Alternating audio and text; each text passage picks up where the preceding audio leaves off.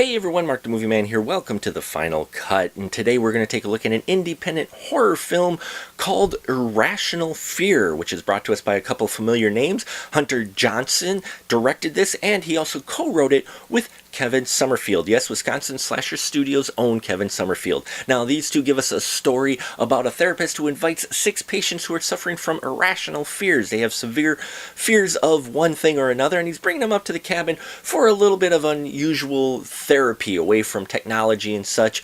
But as the patients arrive and the weekend plays out, they soon learn that therapy can be deadly.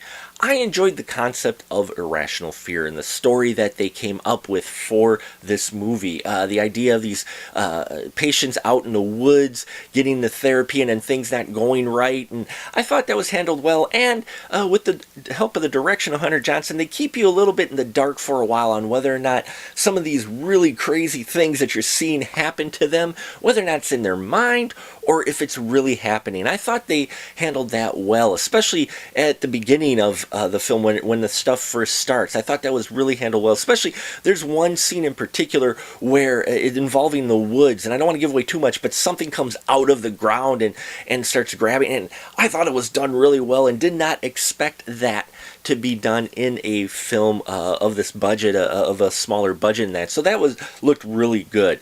I like the camera work as well in this film. It moves visually. You don't just have continuous static like wide shots or 2 shots. There is a lot of interesting camera angles that they take in here to keep things moving visually and make you feel like it's not just someone with a tripod sitting there. So it gave it a very professional look through the editing and the camera work especially.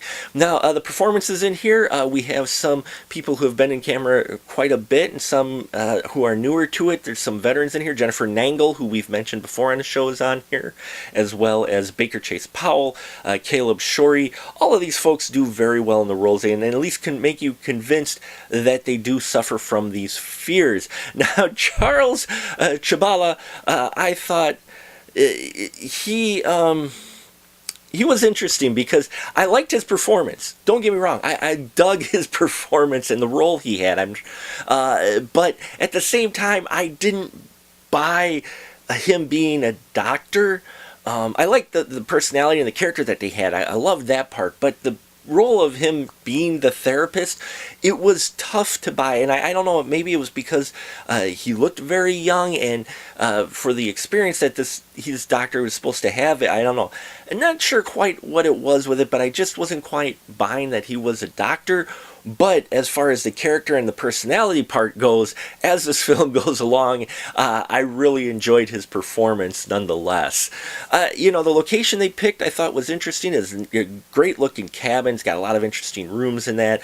Gave you a lot of things to observe visually, so it's not just like a basic house. So they picked a good location as well. One of the things though it does fall into is a few pacing issues. I think it slows down a bit in spots, and I will say the audio does get a bit rough in spots as well, which does happen with films that are made on a limited budget. So, Irrational Fear, if you're a fan of Hunter Johnson and Kevin Sommerfield, if you're a fan of Jennifer Nangle and this cast and stuff, I think you'll really enjoy it. Independent film fans who like their horror on a lower budget, who don't mind it or are looking for an interesting story, I think you'll dig this too. Mainstream horror fans or your casual horror fan, it may be a little rough for you to watch. So there you have it, folks. Irrational Fear. I'll put all the links down below where you can keep up with this film. Also subscribe if you haven't already. I appreciate your support. And until next time, remember, keep that ticket stub.